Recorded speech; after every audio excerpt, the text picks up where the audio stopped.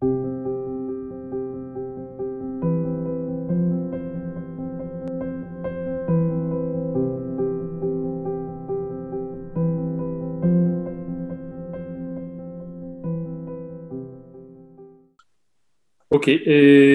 twabivuze ubushize kuwa gatandatu dutandukana twari twavuze ko turi bukomeze na gahunda y'amahugurwa.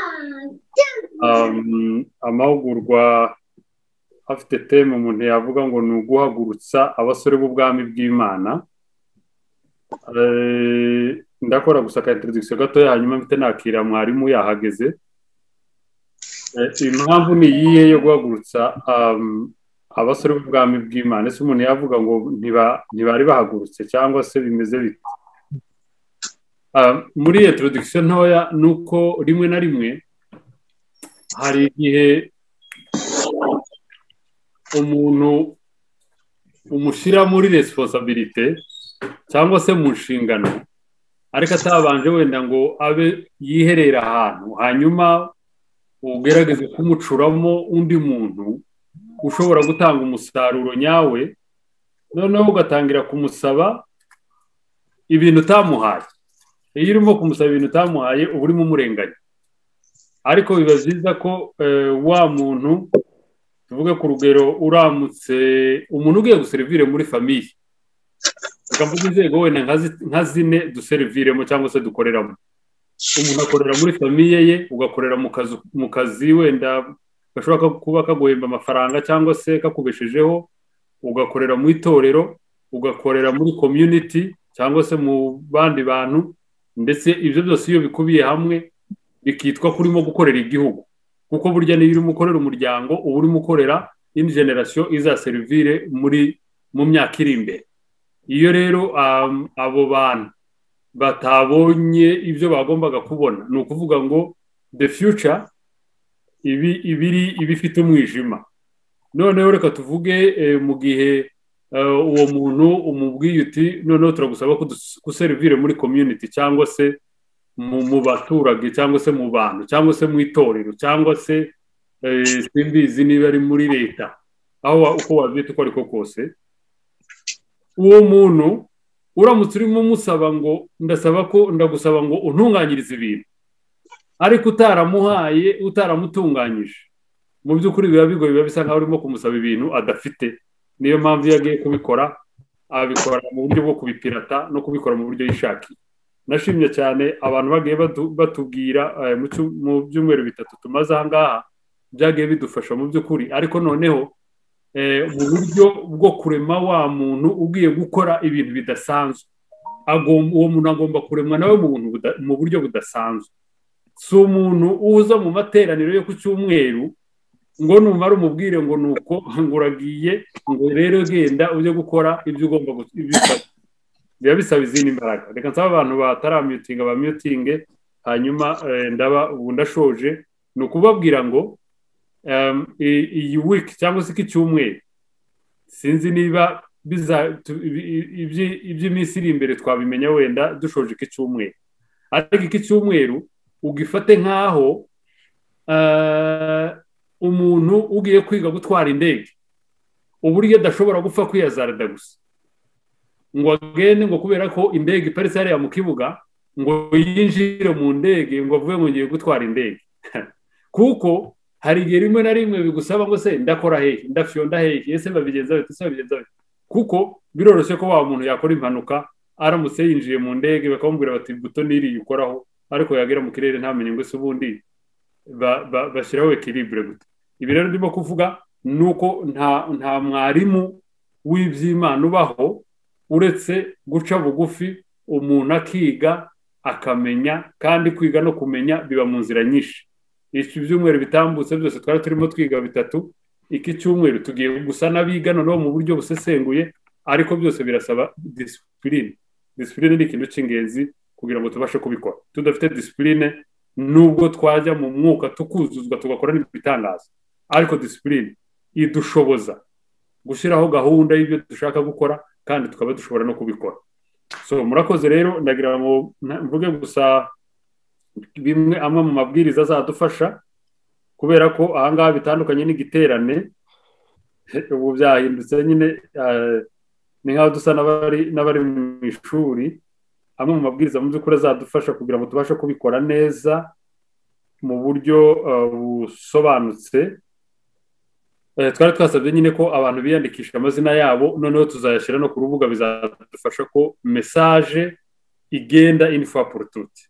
Iyi Zoom dushobora kuyikoresha uyu munsi, ariko wenda dushobora gukoresha n'indi bitewe n'impamvu. Ubwo rero niyo utanga nimero yawe ya telefone, biroroha ko tugushyira ku rubuga, hanyuma ukabona impinduka, swate niba ari impinduka yabaye, niba ari itangazo ryabaye, rikaba rishobora kugeraho mu buryo bwihuse. Uru rubuga warushyiraho turarushyiraho kubw'iyo mpamvu gusa, ari nicyo cyonyine gituma turushyiraho. Icya kabiri,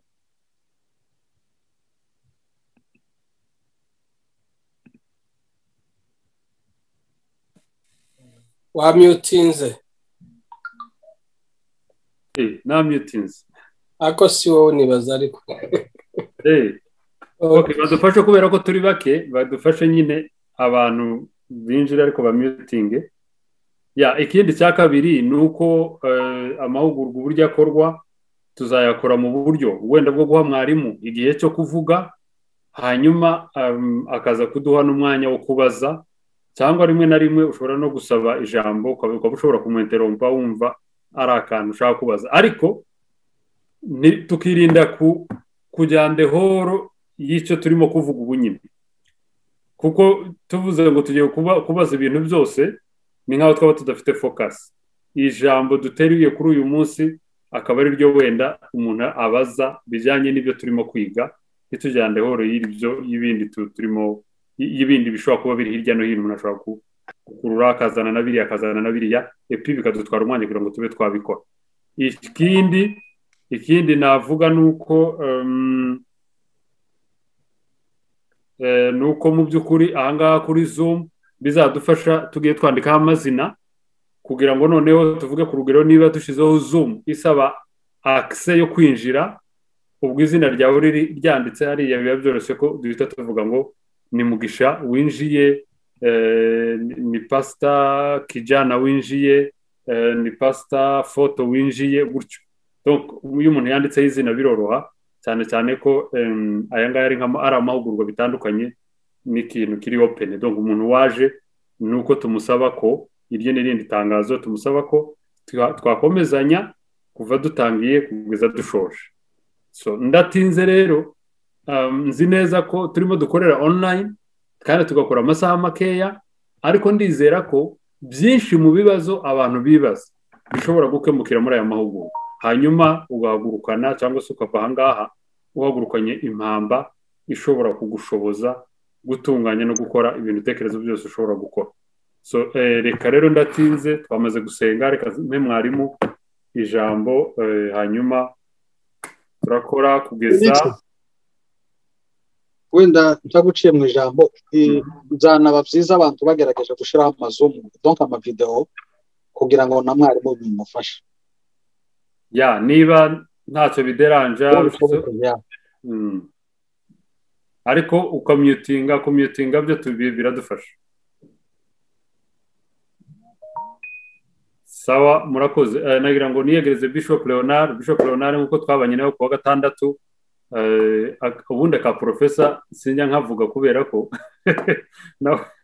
nawe ariko ni profesa afite honere yo kuba ari umukozi w'Imana, ariko akaba ari na profesa. Ubwo urumva impamvu ndatinda kuri profesa cyane nuko uburyo kuba ari umukozi w'Imana riremereye cyane, ariko n'irya profesa naryo ni titire yahawe kandi yemerewe, nayo umuntu ntiyareka kuyivuga, kuko rimwe na rimwe ituma hano muri iyi si barayitinya nyine, ni agakoresho umuntu yakoresha muri iyi si. Ariko tugwaye karibu Bishop, umwanya n'uwawe. Sinzi ko twajya mu mwanya wo kwivuga, sinzi ko twabishobora, byadutwara umwanya munini, ariko uko wabiteguye bari kubikora. Urakoze. Yesu ashimwe cyane. Imbazo. Sinzi niba murimo mumbona, kuko sikuru mfite n'iyawe ntabwo mfite iyanjye cyangwa se niba munyumva ubwo mwambwira ko turakubona turanakumva rwose. Okay. Nongeye gushima uyu mwanya na Trust mwangire kugira ngo mbane namwe muri iyi minsi muri iki cyumweru. Nibyo ni privilege n'igiciro gikomeye kugira ngo umuntu abone abantu baganira ijambo ry'Imana iyo ari cyo kintu yahamagariwe. Ku byerekeye ibyo urangirijeho bya professeur na bishop, njye mu by'ukuri numva mwamfata nka professeur muri iki cyumweru tuba turimo tuganira, nk'uko Yesu nawe bamwitaga ngo mwigisha. Ubundi ibintu bya za bishop ni ibintu by'amatitre abantu bakunze gukoresha muri iki gihe, ariko bamwe hari ababyitirira nta kera nakuriye mu idini y'abakatolika nakundaga ibintu by'abakatolika ari ukuntu byoroheje byumvikana. Nta muntu ushobora guhaguruka ngo uvuge ngo ni bishop atabyambitswe na papa.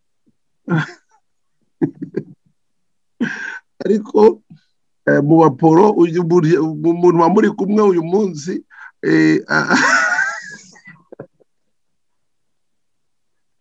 uyu muri training nk'uku ejo bundi ugahura nawe ngo yabaye bishop Nyagasani. Ejo bundi hari inkuru bambwiye umuntu yatangiye itorero ari umuntu usanzwe, noneho bigeze aho haza umuntu w'umukozi w'Imana bimazemo igihe, kandi basanga yuko aje muri urwo rusengero akabamo pasiteri byabafasha gutera imbere. None baravuga ati none se uyu nguyu ko uyu ufite inararibonye turamwita pasiteri, uyu watangiye itorero udafite inararibonye ariko watangiye, bazakorana bate bo bitwa pasiteri?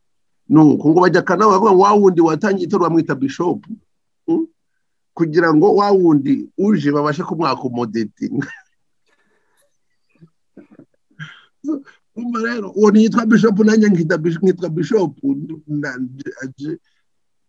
I am very uncomfortable. Murabyumva?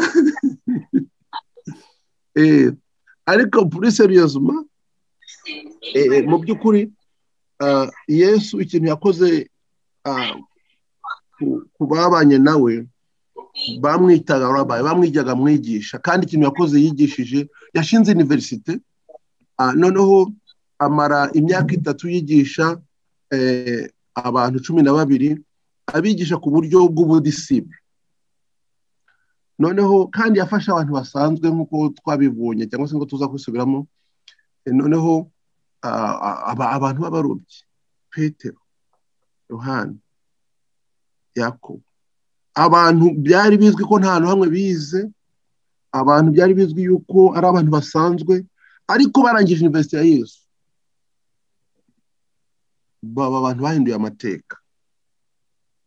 Urumva rero nanjye mfite vision y'umuprofeseri nk'uwo nguwo, umuprofeseri utegura abantu, noneho abantu yateguye bakazahindura isi. Numva ndetse ku buryo bw'umwihariko mfite umutwaro kugira ngo izi za universite turiho tubona ziri tuzazihindura, kuko ziriya zose nta universite n'imwe mu by'ukuri ngewe mpa agaciro, including izo nizemo, kuko za universite zose iyo zitegereje zigisha abantu kugira ngo icyambere zifata abantu b'abanyabwenge cyane, zarangiza kugira ngo zibigishe kuza abantu bahindura amateka, zikazabigisha kuba abantu bakorera abandi, abasirebu, cyangwa se abantu banasabiriza. Kuko university, I don't care university urangije, ikintu wakoze ni iki urangije university, wakoze iki Felix? Urangije university, ikintu wakoze cyambere ni kwandika demande yo gusaba akazi. Wakoze demande d'akazi. Demande ubivuze no mu kinyabupfura. Ahantu wowe utandukaniye na wamuntu usabiriza kuri ntuza kuri boulangerie i Kigali, umuremaye muramubona. Aho mutandukaniye nuko wowe ukoresha urwandiko rwitwa ngo Jeroneur, naho we agasabiza mu Kinyarwanda ukabisabiza mu Gifaransa, niyo difference. Ariko imyumvire n'imitekerereze ni kimwe. so ni gute rero wakwita university ikintu gifata umuntu w'umunyabwenge mu gihugu kikamwigisha gusabiriza? So ntabwo ari ikiganiro dufite uyu munsi, ariko urukumva yuko njyewe byanezeza kandi nicyo niko nifuza ko abantu bambona. Ndi professeur ariko wa university nshya izajya hindura amategeko itegura abantu bazahindura amateka twigana uko Yesu yabigenje. Muri iki cyumweru nk'uko babivuze, ndifuza ko twazaganira ku ijambo rivuga ngo gutegura abasore b'ubwana, gutegura abantu bazahindura amateka. Ariko uyu munsi ntabwo nibaza ko dukwiye kujya muri subject deep. Ndagira ngo twongere dusubiremo gatoya kuri message twabonye ku wa gatandatu. Mbese mu by'ukuri uburyo mwari mwansabye gukora message nayikoze nk'umupasiteri, reka no mugore nka mwarimu reka dukore nka professeur. Bijya twakoze preaching ko mwari mu giterane musoza amasengesho, ariko ubu ngubu ariko no tubikore nko muri university. Reka cya kiganiro tugitangire muri burya buryo. Ikindi yenda twavuga mu buryo bwa protocole, nifuza yuko twajya dukora message iri hagati y'Iminota 30-45 maximum, kuko iyo mvuze Iminota 30-45 mvuze ibintu byinshi cyane. Si ngombwa ko dufata umwanya munini tuvuga, ahubwo ndagira ngo tuzafata umwanya uhagije kubaza ibibazo. Noneho message natanze hari ukuntu twakora ukuntu twayirecordinga, none umuntu wese wumvise message akazayibona mu buryo bwa audio, akayisubiramo inshuro nyinshi kugira ngo azabashe kwicengeramo, kuko iyo umuntu arimo abantu benshi barananiwe, abandi hari ibintu byinshi barangaza kuri online, nta kigaragaza ko message bayumva mu buremere nifuza ko bayumvamo. So twari dukwiye kugira strategy yo kugira ngo kuri medical tuyumve kugira ngo revelation yose ambutse bashe kuyakira neza. So gori yagera iyo umuntu mwaje message irengeje Iminota 45 akenshi ntabwo wabona umwanya wo kuyumva. Also a strategic good reason yuko afite gukora message Iminota 30 byaba ari perfect, kandi ntabwo igabanya imbaraga zayo umuntu kwari mbese. Tujye kuganira ubucize cyane nk'abatari bahari cyangwa se arageze icyo atabyumvise neza kuko nta mwanya kubaza ibibazo wari uhari. Wagiye kure ya microphone Bishop. Urimo urajya kure ya microphone rimwe na rimwe. Mfite nuko ndi kuba ndeba kuri note ndaza kubijera. Bishop turi kubi recording nta kibazo. Okay. Yeah. Okay, good. Ibintu ngira ngo tuganireho rero, ndagira ngo tuganire kuri point ivuga, ndaza kuvuga gatoya ku bwoko bw'abantu babiri, ubwoko bw'abantu babiri bubaho, two races, humans, race ebyiri z'abantu, amoko abiri. Hari kwisi hari amoko abiri gusa y'abantu. Icya kabiri ndazaganira ku mugambi w'Imana, noneho ngira icyo mvuga ku ruhare rwa Yesu mu mugambi w'Imana, mvuge n'uruhare rw'umusaraba mu gusoza umugambi w'Imana. Ikintu nifuza yuko waza gutahana, nifuza ko wataha usobanukiwe neza uburyo umusaraba ari imbaraga z'Imana, kandi ugasobanukirwa neza uburyo umusaraba ari ubwenge bw'Imana, ukaba bisobanura umuntu ubikubajije utabanje kurya indimi, kandi nawe ukaba wabicengeye wabyumvise. Izo nizo goro ngamije. Amagambo tuza kwibandaho ni Abefeso, ni amusore n'Abakorinto 2:2. Ijambo ryavuze ngo icyo nagambiriye ni ukutagira ikindi nababwira uretse Yesu wabambwe. Arongera Paul mu Bakorinto ba mbere 1:18 aravuga ngo ijambo ry'umusaraba kubarimbuka no ubupfu, ariko kuri twebwe abakizwa ni imbaraga z'Imana. Umusaraba ni imbaraga z'Imana. Ako kantu ukanota. Noneho mu Makorinto wa mbere nanone igice cya mbere 23-24 ho haravuga ngo ariko twebweho tubabwiriza ibya Kristo wabambwe. Apana Kristo wabambwe harimo umusaraba. Noneho uwo nguwo ku bayuda ni ikigusha, ku banyamahanga ni ubupfu, foolishness, bêtise, sottise. Ariko kubahamagawe baba abayuda cyangwa se bakaba abagiriki bwa abagentile abanyamahanga, uwo Kristo wabambwe niwe mbaraga z'Imana, niwe bwenge Imana. Ibyo bintu umugabo ashaka kuvuga nini? Okay, ijambo ryawe nayo mabwiye ngo ndifuza ko dusobanukirwa yuko hari ubwoko bubiri bw'abantu. Hari ubwoko bubiri bw'abantu. Ubwoko bwa mbere ni ubwoko bwubakiye ku mugabo witwa Adamu. Ubwo bwoko abantu baburimo ni abantu bapfuye, ariko barapfuye. Ni ubwoko bw'abapfuye.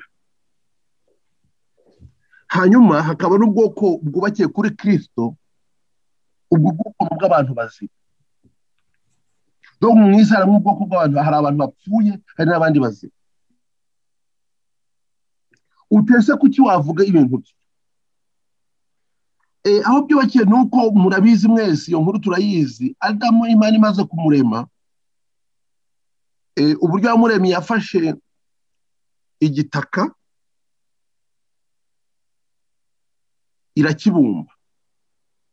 Imaze kukibumba mu by'ukuri havamwo umuntu upfuye. Wa muntu upfuye ukoze mu gitaka imuhumekeramo umwuka wayo, abona kubaho. Bivuga yuko umuntu yapfuye nuko umwuka uba wamuvuyemo. Bigaragaza rero yuko mu by'ukuri umuntu ni umwuka, uretse yuko uwo mwuka kugira ngo wemererwe kuba hano ku isi ugomba kuba mu kintu cy'igitaka. Muri ubwo buryo bavuga ko umubiri wacu umeze nka kositimu abantu bambara bagiye mu kwezi, cyangwa se nka ya kositimu abantu bajya mu mazi bazatindamo bambara. Umubiri natwe kuri twe ni nka permis de conduire ituma tuba hano ku isi. Ariko umuntu nyirizina ni wa mwuka Imana yahumekeye muri wa muntu. None umva ikintu cyaba Imana yavuze rero iti ushobora kurya kuri ibiti byose biri mu busitani, ariko urya kuri kiriya giti cy'urupfu uzapfa. Uwo muntu kandi nk'uko tubizi, icyo giti cy'urupfu yarakiriye. Kuba rero yarakiriye yarapfuye. Turabyumvikanaho? I am in a meeting. Donc uwo muntu kuba yaraye kuri cya giti cy'urupfu, donc yarapfuye. Twabyumvise? Kandi yapfuye atarabyara. Bivuga yuko abantu yabyaye bose mbese yagiye Imana amubwiye ngo ubyare woroshye ugwire isi. Abantu yari supposed kubyara sibo yabyaye, yihishiriyeho ubundi bwoko bushya bw'abantu nibwo yamultiple. Amultiple rero ubwoko bw'abantu bapfuye. Abo ntabwo ari Imana yari yapanze muri gahunda yayo. Ariyo mpamvu byabaye ngombwa yuko Yesu Imana ubwayo ihinduka umuntu, noneho mu gihe gikwiye ariyizira abo umuntu, atangira resi y'abandi bantu bubakiye kuri. Abo rero nibo basubijwemo ubugingo, nibo bazima, ariko abandi bose barapfuye. Tubyumve cyane kuko hari ukuntu umuntu aba ari umukirisitu yabona ariko nk'umuntu ari gutwara nk'imodokari nziza akaba arayifuje, cyangwa se yakumva ngo umuntu nka Steve Jobs ngo afite ibifaranga nawe akumva yakwifuza kugira ibifaranga cyangwa se ukaba kwifuza ko aguha akazi kandi ari umuntu upfuye wowe uri sipoze ko uri muzima. hari ukuntu tujya gutora tugatora perezida wapfuye twe turi bazima muri batarimo ikibazo aho hantu.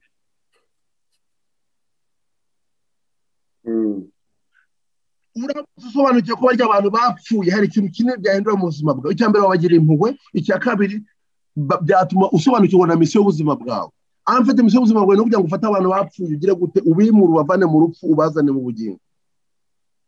Ariko niba ubifuza ukifuza ko waguha akazi none ubwo uzabakiza gute? Donc nuko ko nawe utiyize birumvikana. Donc hari ubwoko bubiri bw'abantu, ubwoko bw'abapfuye n'ubwoko bw'abazima. Kandi hagati hari akantu nazanyemo sinzi niba mwakumvise, ubuzima bwubakiye kuri wa mwuka w'Imana uri muri wowe. Niyo mpamvu nyine yapfuye, nuko umwuka w'Imana wigendeye kandi ari wamuhaye ubugingo. Mu by'ukuri asigarana umwuka usa n'uwa Satani ko nabi. Niyo mpamvu Imana imureba ko yapfuye kandi natwe tukwiye kureba nk'uko Imana ireba.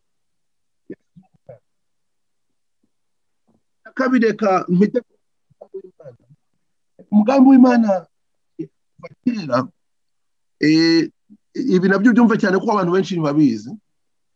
Umugambi w'Imana ni ukugira ngo ikwize ku isi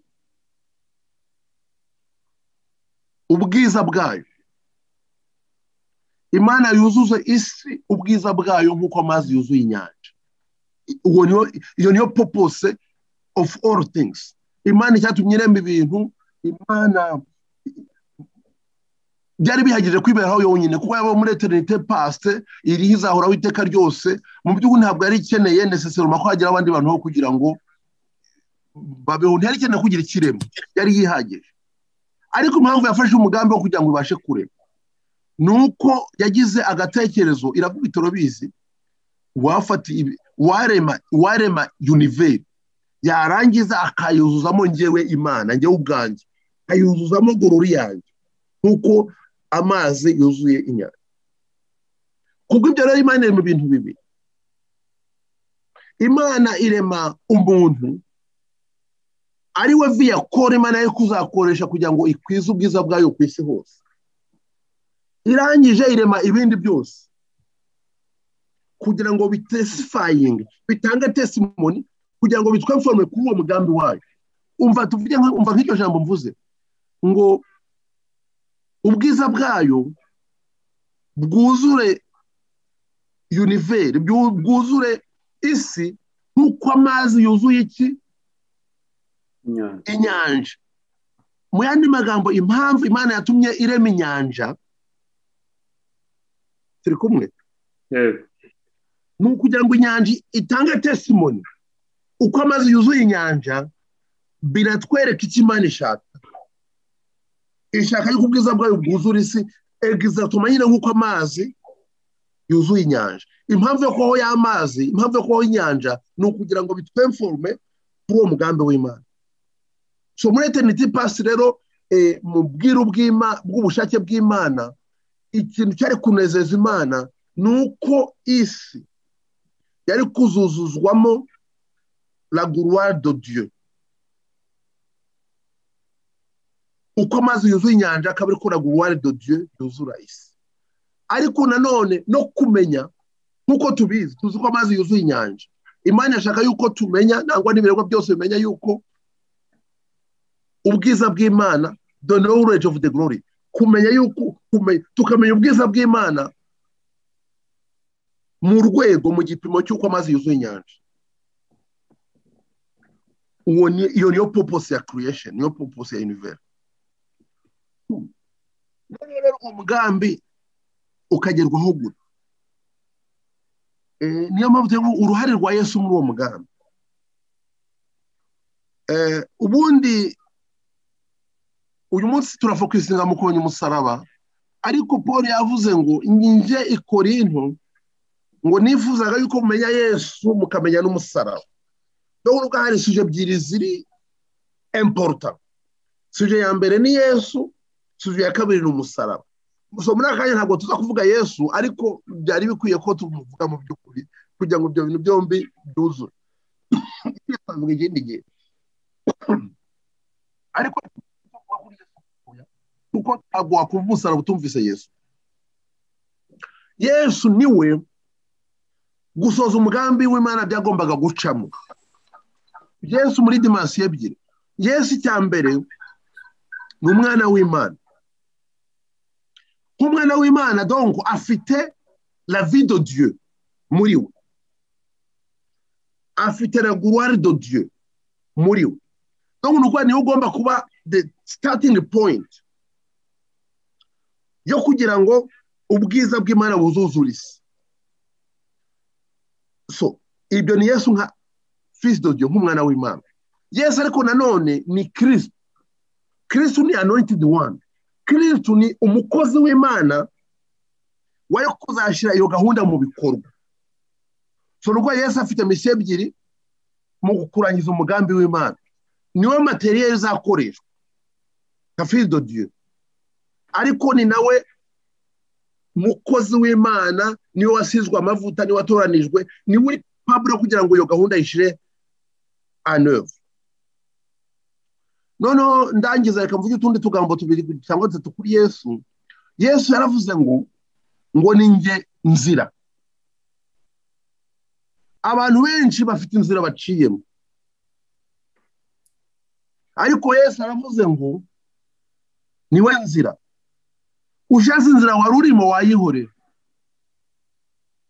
ugakurikira Yesu, kuko Yesu niwe nzira, niwe materiel Imana yubakiraho kugira ngo ikore ibyo byose. Ibindi byose biriho nk'aya mazi ari mu nyanja bitwigisha gusa ko Yesu ari we authentique. Ibyo bindi ni za image, ni za types, ni za shadows, ni za baringa zitesifying to the real thing.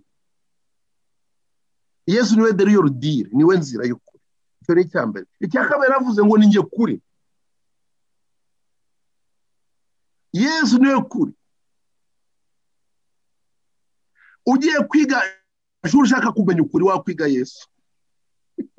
Ibindi byose wize, the best I can be ni ugushushanya the true knowledge. Ni uko aba ari inoti nyinshi mu isi, ariko inoti y'ukuri imwe yenda akaba ari nk'idolari. Izo noti zindi zaba zitesifayinga ko hari inote y'ukuri yitwa idolari. Ibintu byose biriho byaremwe bibeho kugira ngo bitange testimony ko Yesu niwe reality, niwe kuri. Ibindi byose ni fake. Yesu niwe authentique.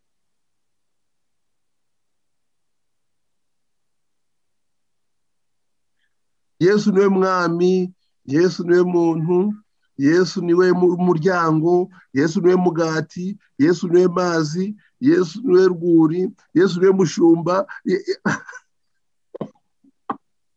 Byose ni Yesu. Birya bindi bibereyeho kugira ngo bidushushanyirize Yesu. Byose rero kugira ngo bitugarure kuri Yesu, bitugare kuri the real thing. Natwe nk'abantu tubaho kugira ngo dushushanye Yesu. Okay. Icyanyuma Yesu ngo niwe bugingo. Vuga ngo niwe bugingo, gasoma ko kajambo. Niwe bugingo. Donc niwe la vie. Iyi vie dufite ndani, if it was the real life.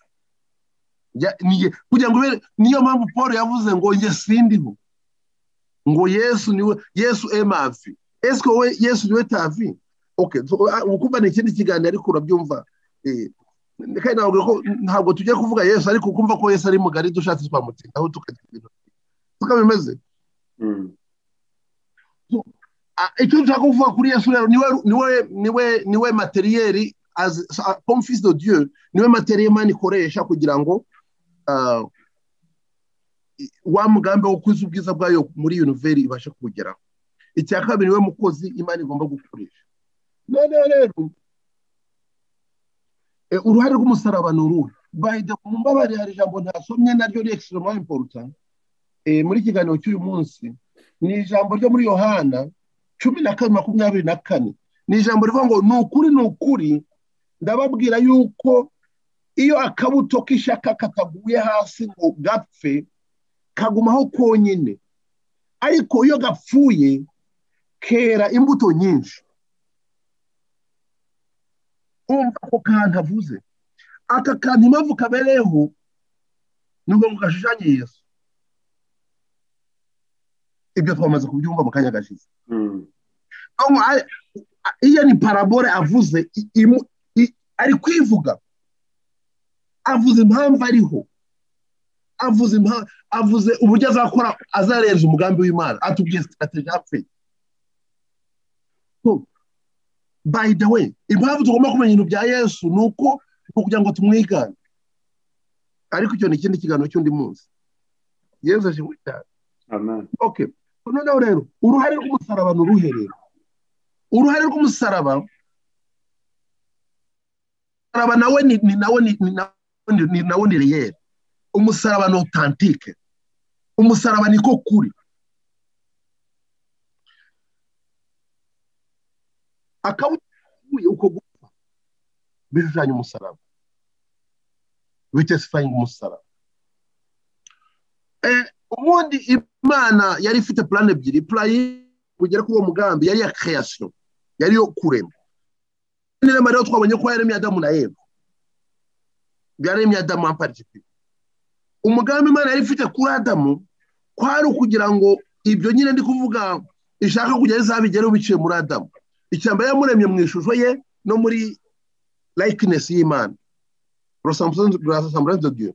Ayo magambo tuzayagarukaho bibaye ngombwa, aratandukanye ariko n'ibyo bintu bibi. None irangije Imana imusha igiti cy'ubugingo imbere ye. Igiti cy'ubugingo cyashushanyaga la vie de Dieu. Iyo Adamu agenda akarya icyo giti, kukirya inkoko umuntu ayirya uko yabanje kugira gute, yabanje kuyica. Ibyatsi twabonye inka ijya kurya ibyatsi ikabanza ikabyica. So donc ukumva harimo umusaraba aho ngaho. Iyo arya icyo giti, za substance nutritive ziri muri icyo giti zari kuba ari la vie de Dieu. Noneho ubwo buzima bwakwinjira muri we kandi akaba ari byo biryo bye, akagira bwa buzima bw'Imana ndani muri we. Imana yamuhaye itegeko rero ngo ubyare wororoke ugire wuzurize.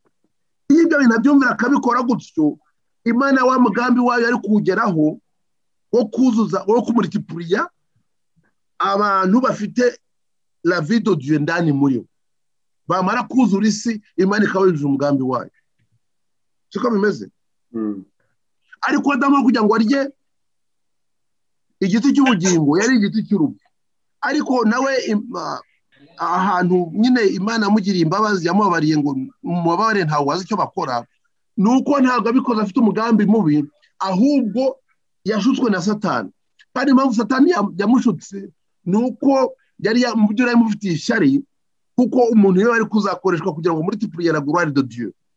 Satani rero nawe yari umuntu wari uremwe kuruta ibindi biremwa byose, ni nkaho yakwifuje ko ari byari gucamo. Ariko gukora ko watoye undi muntu agira umugambi wo kugira ngo ya plan ya creation azayiburizemo. Yari afite imbaraga nyinshi zihagije kugira ngo yayiburizamo. Nuko rero aragenda nyine yica umuntu, en particulier afata autorité Imana yahaye Adamu, Satani ayifata. Noneho aravuga ati ko ari njye mfite umuntu azanyura iyihe nzira kugira ngo umugambi w'Imana uzabashe gusohoka. Donc Satani bityo afata autorité y'umuntu kandi afrustra gahunda y'Imana. Aho rero umusaraba ugiye kugira akamaro nuko Imana yavuze ati rero mu butatu bwayo butagatifu, byavuze ngo ubwo Satani gahunda yacu yo guca muri Adamu ipfuye, reka tugire plan ya redemption. Uri kuri tekinike iriya nimero nayivanye iri kunderanje kabisa. Hari ukuntu bafishe nimero iri, it's bothering me. noneho badesida yuko Yesu azambara umubiri w'umuntu. Yesu azaba Imana ariko Imana yambara umubiri w'umuntu. Noneho Yesu azaze gucungura umuntu. Ariko icyari ngombwa nk'uko uriya nkuru twayibonye, ntabwo kwari gucungura umuntu poruse.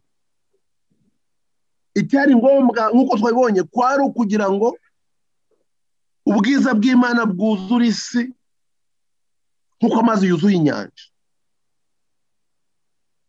Ubuzima rero bw'Imana, Imana ibushyira muri Yesu, kuko Yesu c'est le fils de Dieu, ni umwana w'Imana.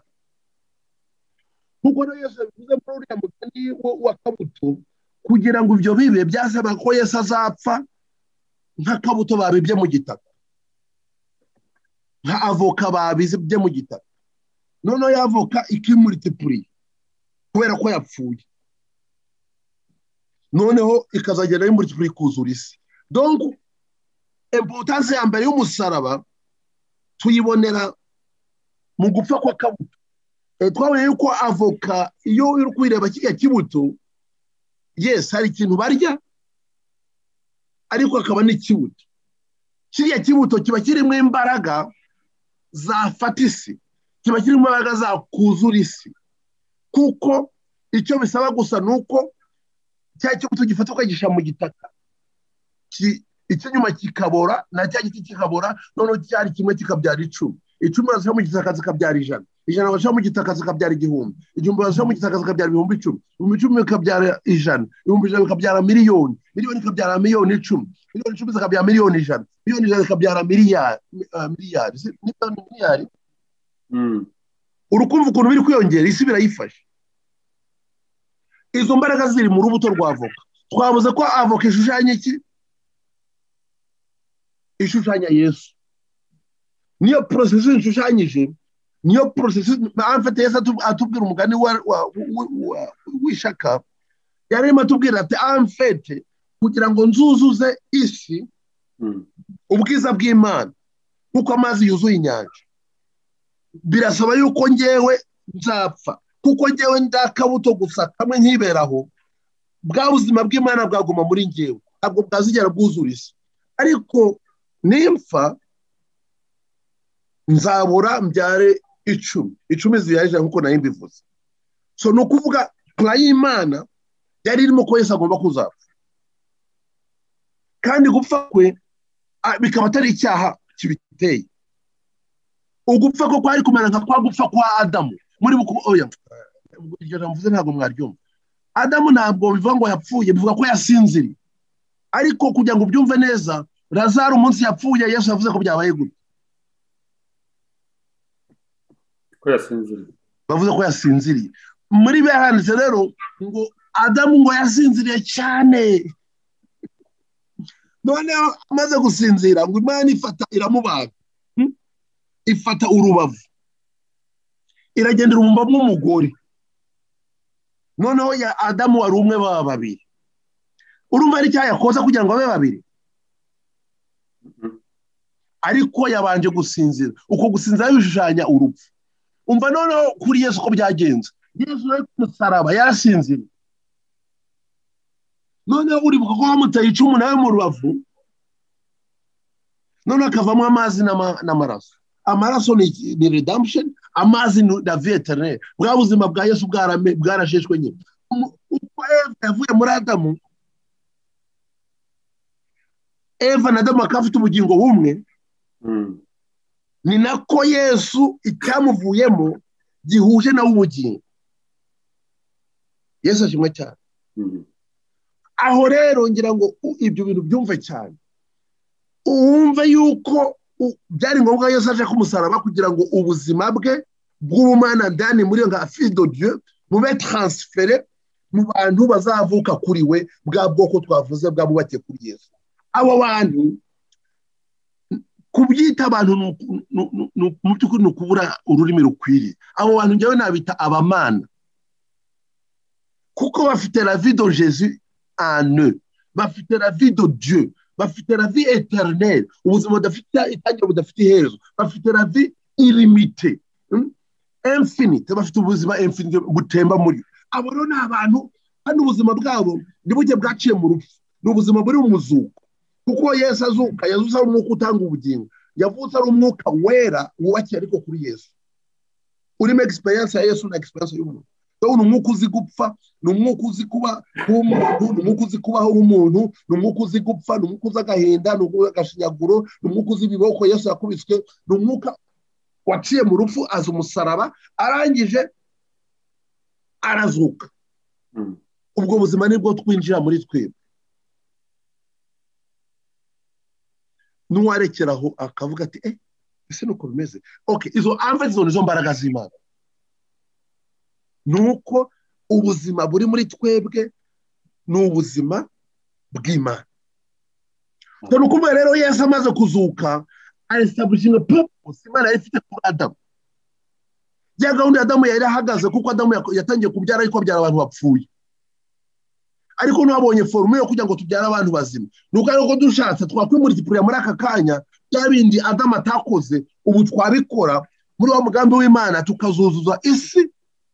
Abantu bafite ubuzima bw'Imana yaguhaye muri bo, tukuzuza isi ubwiza bw'Imana nk'uko amazi yuzuye inyanja. Niko muri Yerusalemu cyo bizaba bimeze, kuko muri Yerusalemu nsha abantu bafite ubuzima bwa Yesu bazaba barabaye itorero, barabaye umugeni, nibo bazaba umujyi. Imana papa azagomaho, umwana Yesu azaba umugeni, noneho umwuka wera azaba ari rwa ruzi. Mbese ukumva iyo si icyo gihe izaba ari ubwiza bw'Imana bwuzuye univeri nk'uko amazi yuzuye inyanja. Siko bimeze. Ibyo rero byari guca mu rupfu. Donc Yesu yagombaga gupfa, Adamu yacuma atacuma. Gusa no mu ubwenge bw'Imana bubere. Satani muri gahunda yo gushaka guhagarika umugambi w'Imana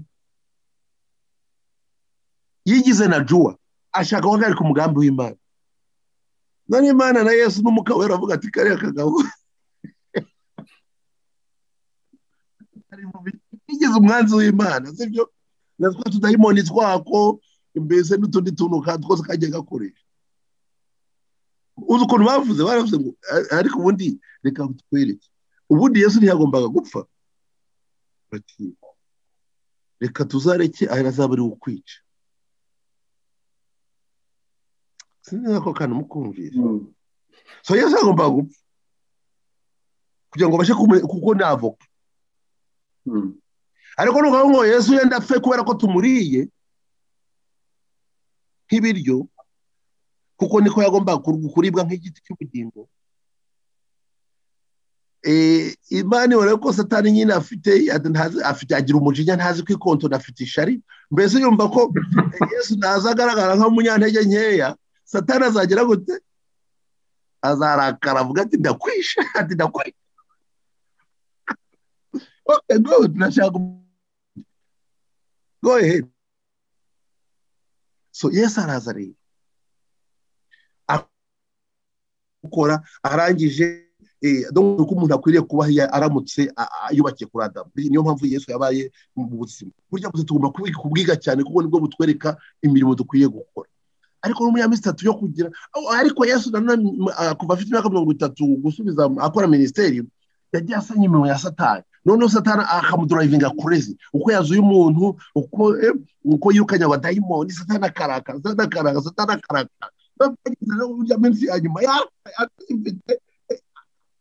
afite uburakari butuma atagitekereza. Nuko nibwo Yesu rero yagiye Hallelujah. Ari present. Okay, come on, go ahead. No, uko mezero Yesu ujya musaraba rero Yesu yapfuye, rujya rupfu yapfuye rwaba engineered by Satani. Ariko Satani arwinjiniringa, Yesu nta cyayakoze, ari umwe. Satani afite permission gusa yo kwica, yari afite authority ku bantu bakoze icyaha. Nta bubasha afite gukora kuri Yesu kuko sana icyaha nta Yesu nta cyari yakoze. Rya jambo rero Imana yarabwiye Satani ngo cizwangana hagati yawe n'umugore, ngo imbuto y'umugore ngo uzakumena umutwe ngo wowe uyige agatsinsino. njye nzi yuko mu by'ukuri Yesu azaza akamena agatwe ka Satani, ariko ubwenge bw'Imana si uko bwabishatse. ari yarite Satani wamenye umutwe wa Yesu. noneho bageze ikuzimu haba urubanza. Satani uyu muntu bwamwiciye icyaha yakoze ni iki? Satani arakibara ikimenyetso. noneho muri kwa kubura igisubizo nibwo mfite umutwe wa Satani wamenetse. nibwo Satani yabaye uburyo yo gutanga autorité yatwaye. ya madayimoni yose ya systeme ya darkness yakoraga kuri we yose irashenjagurika. mbese urupfu rwa Yesu kumusaraba ni nk'aho ikintu cy'ikibomba atomike cyakubise isi ya Satani. aramenagurika, agatwe karamenagurika, abadayimoni baramenagurika. none undi muntu amenaguritse nawe na Adamu muri ya kamere Satani yari yarangirije. kuko Satani amaze gushuka Satani ni nk'aho hari uruburi rwinjiye muri wa muntu Imana yari yararemye. icya mbere umwuka warapfuye nk'uko twabivuze, niyo mpamvu hajyaho generasiyo y'abantu bapfuye. icya kabiri umubiri wabaye umubiri ukunda gukora ibyaha. soul life, iyi la vie ya kimuntu, ngewe uyu muntu ni umuntu wangiritse, abasha gukora, aricana, ni ukora akora intwaro, akora amabombe, nta rukundo agira. mbese nawe yarangiritse. uwo nawe arabambwa ku musaraba. niyo Yesu avuga ngo twabambanywe na Yesu ku musaraba. niyo mpamvu Paul avuga ngo niyo mpamvu atari yahura na Yesu yicaga abakirisitu. nuko ukuntu yangiritse uwo mugabo. ariko kugira ngo akosorwe yarangiritse. yaravuze ngo nabambanywe na Kristo narapfuye, sinjye uriho ni Kristo uri muri njyewe. babyumvise? noneho n'umuntu none umubiri nawo w'inyuma umaze kwandura, wagize amarari, irari ry'iby'isi, irari ry'amaso, pride of life, kwifuza. mbese umubiri warangiritse. ibyo byose aho byangiritse Satani yaroze ku musaraba, byarapasutse, byose byarapfuye, birahambwa, bijya ikuzimu, ntibyongeye kugaruka. hazutse gusa umwuka utanga ubugingo Yesu, ibindi byasigaye ikuzimu. ikibazo cya Satani kiba kirakemutse, n'icya Adamu kiba kirakemutse. donc Adamu yarapfuye, uwo nta kimana agomba kuba yamurangiriza. icya gatatu rero cyabaye ni uko Yesu arya amaraso yamennye, yabaye ikiguzi cyo kuredeeminga isi yose Imana yifuza kuredeeminga. ibi bintu byose tubona izavoka igituma zikomeza kutwigisha ibya Yesu uko zabaye redeemed.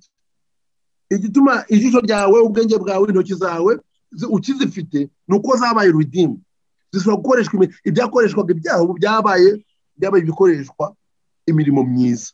donc iby'Imana itari ikeneye kwangiriza kuko bitangiritse. donc ibyanzi by'Imana byarashwanyutse nka Satani n'abadayimoni n'ikibyo. ibyarashobora kuba recuperated, ariko byakuba recupere byose ibyo ngibyo Imana yabicunguje amaraso ya Yesu.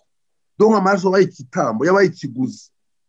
none ibyo bintu birongera biba byiza. uyu munsi byakorera Imana yabikoresha. misiyo yindi yatangiye muri creation iba redeemed, irakomeza. Satani wavuye mu nzira n'imigambi yose, ariko urugendo rurakomeje. twebwe nk'abana b'Imana, bwa buzima Yesu yari afite nk'umwana w'Imana yabusutse muri twebwe.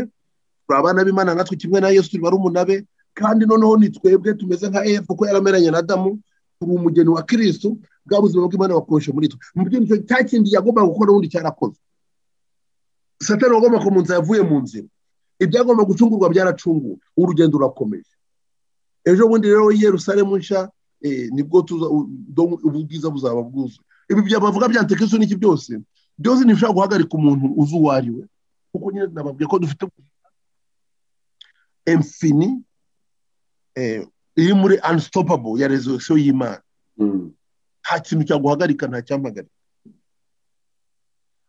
abantu Antikristo akwana n'abantu bari muri Adamu, abantu bangiritse, ariko abantu bangiritse kumva nta kintu bagukoraho kuko barapfuye nyine. umuntu yabapfuye agatera ubwoba umuzima. ibintu byene byose byabaye redeemed. ubutunzi bwabaye redeemed, autorité twarayisubiranye, autorité yacu muri iyi minsi buyubakiye kuri ntuza kuri power muri revelation 5:12 haravuga ngo dufite Yesu ni ukwiriye umwana w'intama ni ukwiriye power ariko turi umugeni we turi ni mukuru wacu ni ufite power ni ufite wealth power ni ubutegetsi ni ubutware wealth ni ubutunzi wisdom ni ubwenge nizo za university kwe kubaka zitubakiye kuza bapfuye wabyuza university mpamvu zidakora neza nuko zizubakiye ku bapfuye ibintu byo byubatswe n'abapfuye byose biriya ntacyo bitumariye muri purpose y'Imana yo kukwiza isi ubwiza bw'Imana ku isi hose ariko ari wizo munene dufite y'ubwenge bw'Imana iyo twabucyoza university nsha zimeze nkuko Yesu niyo yubatse ijambo riko ni strength might ni imbaraga zishingiye nko kuri famille gukwiza abantu benshi ku isi kuko biravuga ngo abana benshi ngo ni bameze nk'imyambi ku imaboko y'umurashi hari imbaraga zubakiye kuri honor nizubakiye ku musozi Siyoni hari zubakiye cyubahiro hari zubakiye ku bwiza glory nizo zikora muri entertainment muri worship mu bintu nk'ibyo hari izindi zikora muri mu itangazamakuru n'ibyo bita blessing kuvuga abantu neza umugisha izo mbaraga twarazirekuye nizo dukeneye kongera gukoresha kugira ngo isi twongere tubisubize muri cyerekezo cya ikiganiro kirakenewe kugira ngo ugire viziyo y'umuntu ukwiriye Imana yifuza kuba we kuko twavuze ngo turashaka gutegura abasore b'ubwami mu by'ukuri umusore w'ubwami ni umuntu watse nk'uko mbivuze ni umuntu wisobanukiye kuri ubwo buryo ni umuntu witeguye kugira ngo akoreshwe mu mugambi w'Imana nk'uko Yesu yemeye Imana ikamukoresha noneho ibyagomba gukosorwa bigakosorwa ibyari bipfuye bigapfa ibyagombaga kuba ari kumurikira ndakeka ko ibyo ngibyo ari benefit gusharinga namwe uramutse ibyo byakiriye kabisa uyu munsi twaba tutangiye neza twazakora urugendo rumeze neza muri icyo cyumweru so bane twagushaka kubwira ijambo ryawe twasanga uriho umugisha twasanga ngo uryandike mu mitima y'abantu uryandike mu bwenge bwabo ntibibe gusa ibintu byo kumenya ubwenge n'amadoctrine ahubwo bibintu tugenderamo kugira ngo tube abantu ukoresha kugira ngo udendure amahanga tube abantu ukoresha kugira ngo iyi si yuzemo kumenya ubwiza bw'Imana nk'uko amazi yuzuye urakoze rero ko wabanye natwe ukomeze ubane natwe ibibazo bigiye kubazwa n'ibisubizo bitangwe byose ibikorwa biguhesha icyubahiro kandi bikwize bituma ubwo bwiza bwawe tukomeza kumenya kurutaho ni mu izina ryawe dusenze dushima haleluya amen amen amen amen amen amen wow iminota 30 cyangwa 40 ya marato so tugiye gufata twihuta tugiye gufata ibibazo ntekereza bitari burenze iminota 15 ukatufata iminota 15 ibibazo abantu babiri cyangwa batatu bitewe n'ibibazo babajije turamenya iminota turi bufate ariko n'ibyasigara ushobora kunota itangazo nani bagiye kubabwira nuko nyine twafata amakaramu n'ama notebook kugira ngo tugende twandika noneho bizajya bidufasha no kubazana ibibazo reka twakire rero abantu babiri bafite icyo bashobora kubaza ushobora kwanumitinga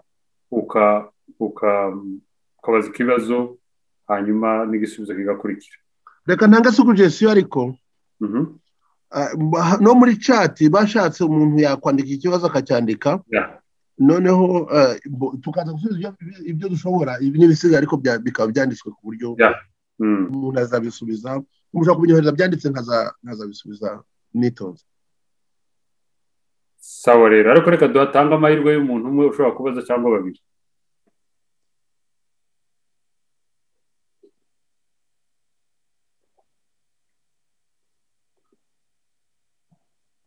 nibyo rero nimugabanye protokole y'idini nimubaze habuze umuntu ubaza ubaze ibibazo iyo umwarimu ari mwiza barabaza ubwo niba ntawe waje no kuvuga ko mwabigaye byose tu Alice ndabona yanumyetinze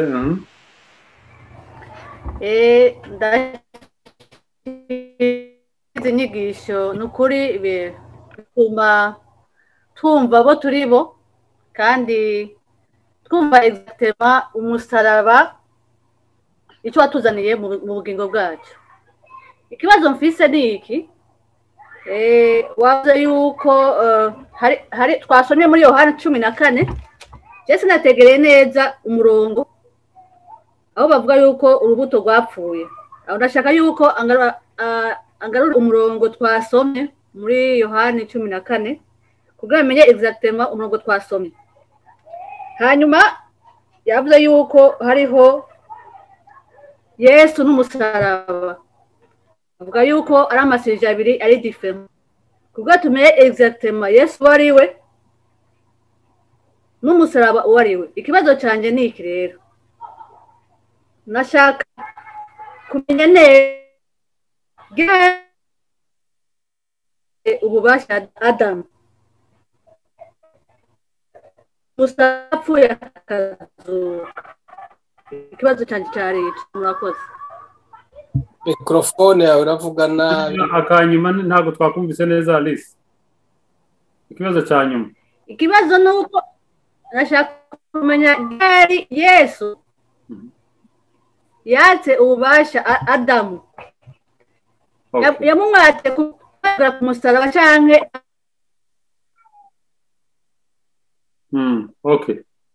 Cyumvikanye ngira ngo yabajije ngo ni ryari Yesu yatse Adamu ububasha.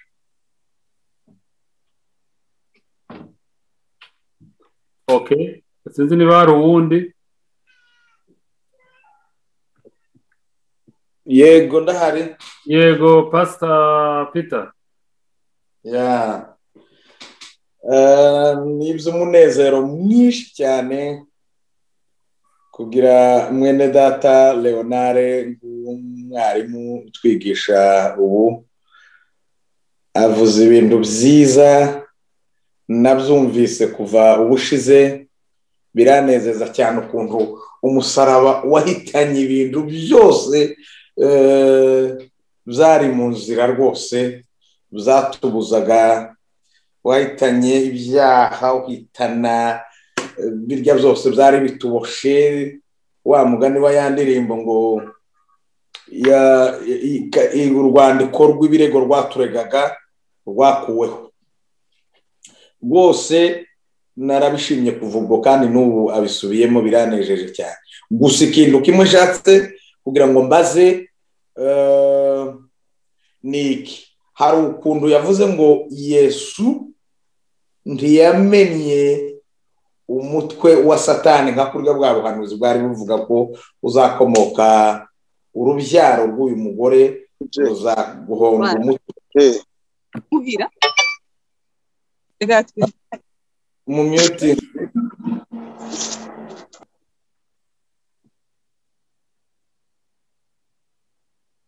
Pastor Peter wasubira wa muting abanza. Sorry urakoze cyane hari hajemo umuntu ko kusakuza byari ngombwa. Kuri bya sezerano rwo muri bya mwitangiriro 3:15 uzakomoka mu rubyaro rw'uyu mugore azaguhonda umutwe icyo bikoze n'urubyaro rw'inzoka narwo ruzamukoma gatsintsino. Sinzi ukuntu yarabivuze ko kumusaraba atamuhonza umutwe nagiraga ngo wabidusubiriremo neza.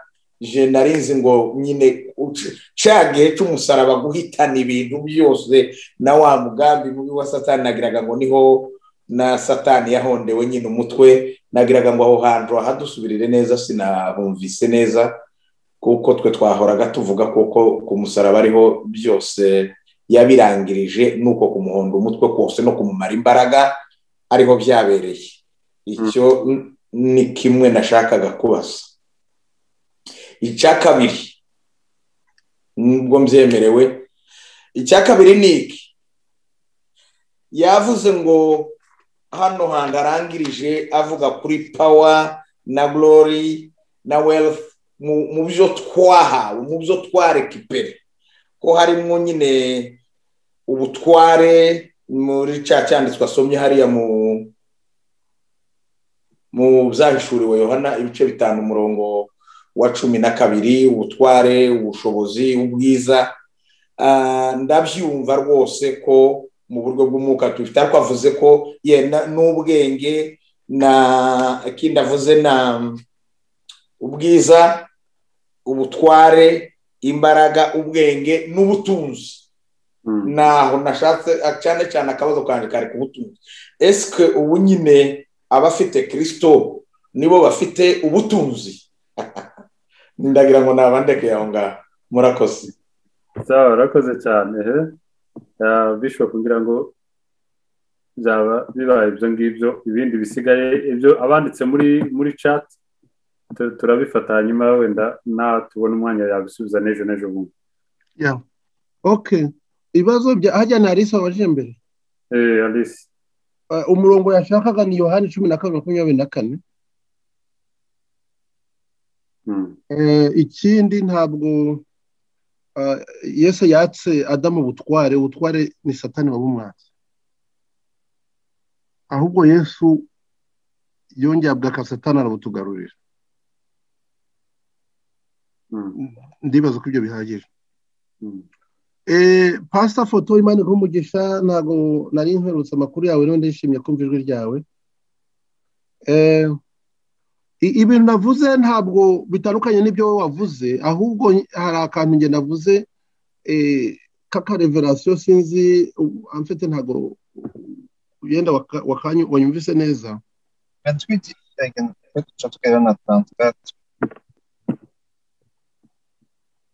Navuze ngo rijya jambo ry'urusomye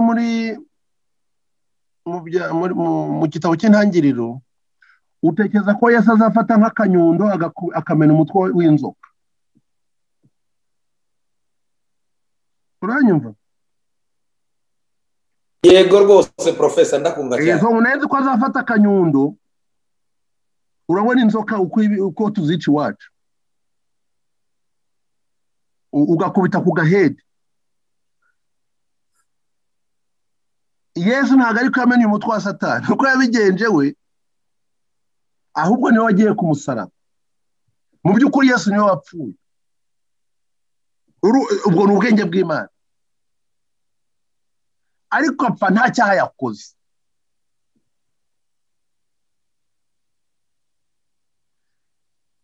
Iyo ni inzira y'urukundo, yakunze abantu cyane abapfira ku musaraba. Iyo ari we nanjye tuba twarafashe imbunda tukajya kuri ntuza tukajya kurasana inzoka tukayica. We rero ukabigenje, ahubwo yarakunze cyane, noneho bituma yemera gupfira umunyabyaha we ari umwere. Noneho kwa gupfa kwe nta cyaha yakoze,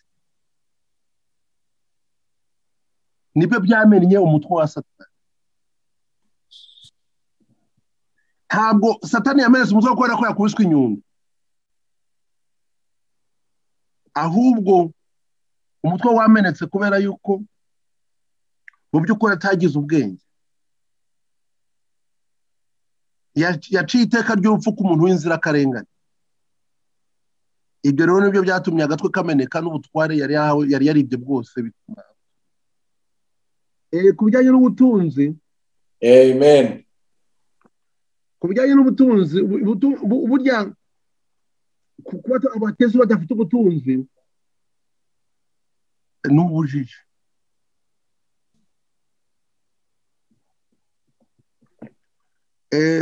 Kuko nyine iryo jambo ryavuze ngo ubutware turabufite. Ubutunzi buri muri Yesu. Amfite iyo Yesu utamugize inzira, ntumugire ukuri. Uzi impamvu abakizo badafite ubutunzi? Nuko batabushakira muri Yesu. Babushakirize bigana bisi bakajya mu zindi nzira. Ariko ugiye gushakira ubutunzi muri Yesu, burimo bwinshi cyane kandi nakanya gato. Reka ngoye nk'urugero. Uribuka umusamariyakazi? Umusamariyakazi yaje ku mugezi ari muri ekonomi ya nyakabyizi. Ekonomi yarimo do yikoraga isafuriya, akamanuka umusozi akajya ku mugezi. Yikora ikijerikani, akavoma amazi, akunda akazamuka umusozi. Uwo munsi bwira akora amafaranga ngahe tubujye niba ari acuruza amazi. Agenda n'amaguru, yikora ijerekani, yamanutse umusozi yawusubiyemo. Urukume ekonomi arimo. Ariko Yesu yamusanze kugira ngo ati wa mugore we iyo mibare yawe what kind of math are you doing? Ariko amfese ukabibwiye yarubwiye ngo wa mugore wampa amazi. D'abord kubera ko ari ubwoko butandukanye kandi bupingana wa mugore we wa mugabo we uri imfura ngiye nkaba ndi umutwakazi uracaka iki? Undambwa ati nyamara atamu serious ati uramutse usobanukiwe uwo ndi we uramusobanukiwe ko ndi umwana w'Imana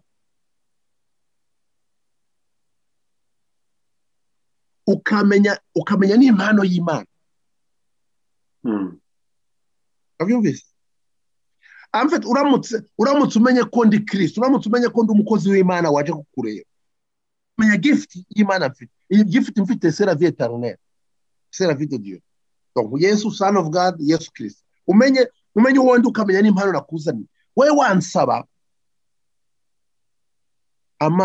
unsabye nagwa amazi y'ubugingo. None umugore avuga nese wa mugabo we d'abord cyambere nta kivomesho ufite. Icya kabiri riba nirirerere. Wa mamazi umvanye. Yesu avuga ati ariko wowe wa mugore kuki tumva neza. Ayo mazi uri kunywa wowe waje kuvoma umuntu unywa mena ayo mazi azongera ejo uzazaba yagushira uzongera ugaruke. Ateko nyawo usabye nagwa amazi y'ubugingo. Kandi amazi naguha yaba isoko idudubiza iteka ryose. Okay, umugore nawe ati ya mbere okay. Ariko umva muri na Yesu umva transaction ibaye.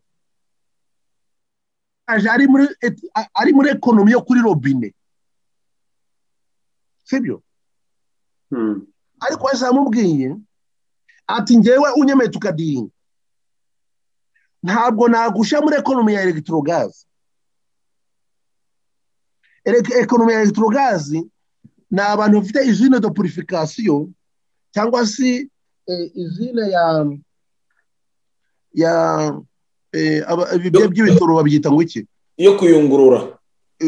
Ariko ndagira ngo dukoresha amakonse. Okay, nko muri za mine ni usine de transformation de l'eau cyangwa se barebe ibitoro babyita ngo iki harya za raffinerie. Ntabwo amujyanye muri economy ya raffinerie, amujyanye muri economy y'isoko. Nge nakugira isoko y'amazi adudubiza iteka ryose. None kugira ngo uvome ahubwo ukazajya ugira gute, ukazajya za electrogazo mu isi yose akazikajya zivoma iwawe. Deja iya musha muri economy ya electrogaz mu gihugu cyose barayisorera. Urukumva na economy itandukanye ne yakabyiza. Ariko no Yesu aramusumbikije level amushira muri amazi yo mu birunga z'Ikigali. Do wamuhaye uruza muhaye inyanja. Abantu bose bazajya baza za electrogazo zijya zivoma iwawe. Iyo niyo economy amwinjizemo mu kiganiro kitamaze amasaha abiri. None se wowe niba Imana guhaye igifite business ujye ukabaza ukadinga na Yesu ukamubwira ati Yesu rero ndabona njya mugore wamuhaye economy iri muri ya rwego kandi we nta na training yari afite. None ngewe kabisa ndashaka ngewe ukamusa business nk'iriya ngiri. Urukumva wazongera kuba umukene.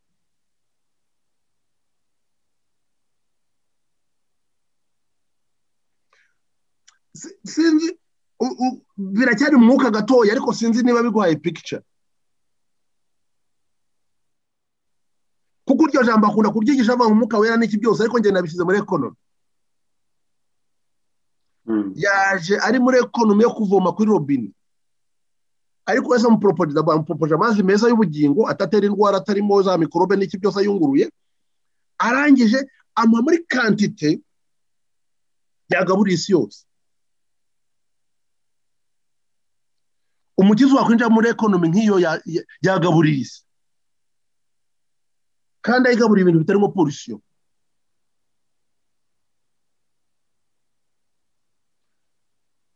Foto sinzi niba niba bikumaze amatsiko ibyo bintu kandi ni akagero nari nguhaye urukumva twavuga ingero nyinshi yego rwose ariko bizagenda biza wowe ntumva icyongereza yego rwose ndagerageza abantu bose mwumva icyongereza mfite inyigisho z'abamiliyoneri munyohereza nimero zanyu ndabashyira muri ka gurupe nzajya mbohereza inyigisho zo kuba miliyoneri nuzikurikirana uzamara umwaka uri umumiliyoneri amen nuko mwohereze papa Felix ushatse wabafasha uwumva icyongereza kuko zifite mu cyongereza ariko muzajya mutanga ubuhamya uko byagenze azimaze mfite club igiye gutangira muri uyu mwanya mwinyoheje nimero njya nakira ishuri rimwe abantu 12 muhabonetse abantu 12 bashaka gukora iryo shuri nakora groupe yanyu noneho tugahita dukomeza nibi tukazabikomeza ariko mukagira n'izo nyigisho zo kuba miliyoneri amen okay ikibazo cya nyuma ni Pastor Kijana agiye kubaza hanyuma turahita dusoza namara kubona igisubizo turasoza tuzasubukura ejo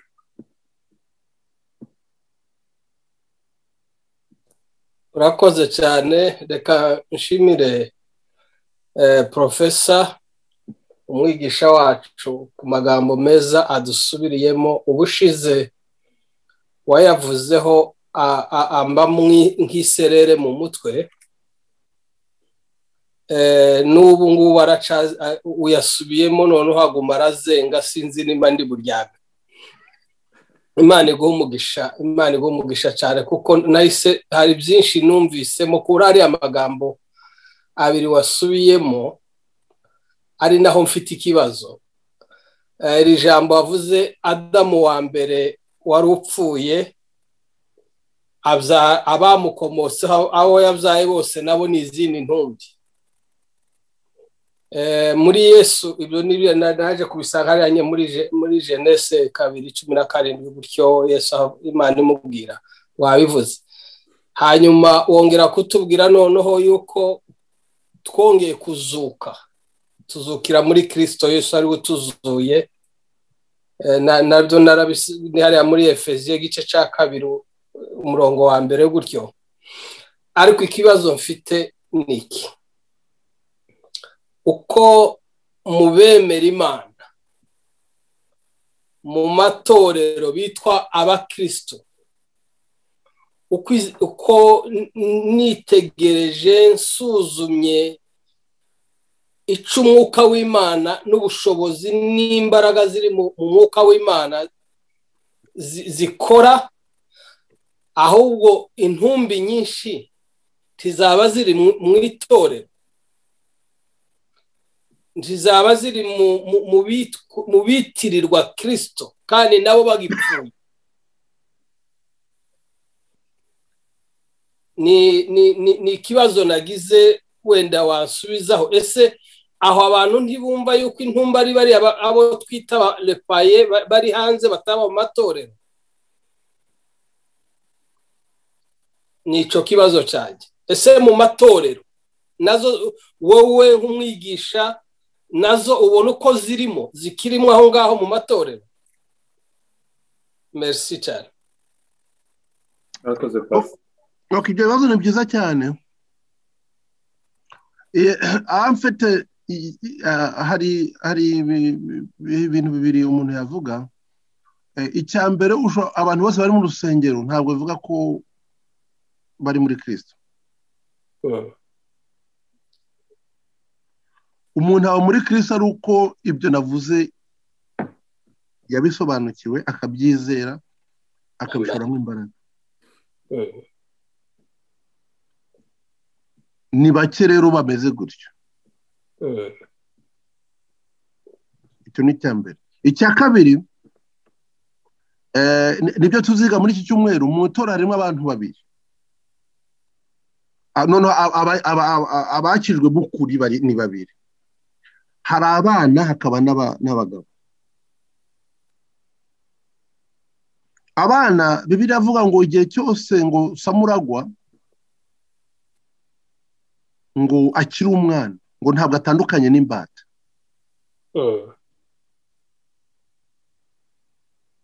Donc aba ari umwana ariko n'imbata.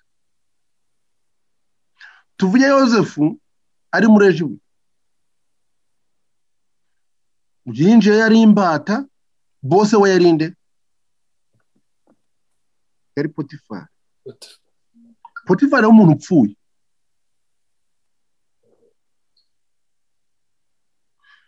Ariko Joseph yari muzima ariko ari umwana, donc ari imbata. Ariko umunsi Yozefu yabaye umugabo yaratwaye, igihugu cyose cyagiye munsi y'ukuboko yaramwegukiye. Amen. kuko niwe utari upfuye mu bari batuye icyo gihugu bose.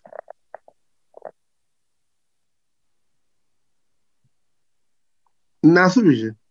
Yego cyane. Yes. Akoze So cyane. abo mu nsengero bose ntuzagira ngo barapfa ni bazima, kuko reka nkore iki ukuntu atari bazima. Navuze ngo uwakiriye Yesu yakira ubuzima eternel muri we, kandi hirya y'umusaraba yaciye mu rupfu ari mu muzuko. Yego. Ni bangahe biyumva gutyo? Iyo tugiye tugakora church kubera yuko ariyo business tuzi gukora, iba yubakiye kuri umwuka utanga ubugingo w'umuzuko, cyangwa iba yubakiye ku myumvire y'abapfuye?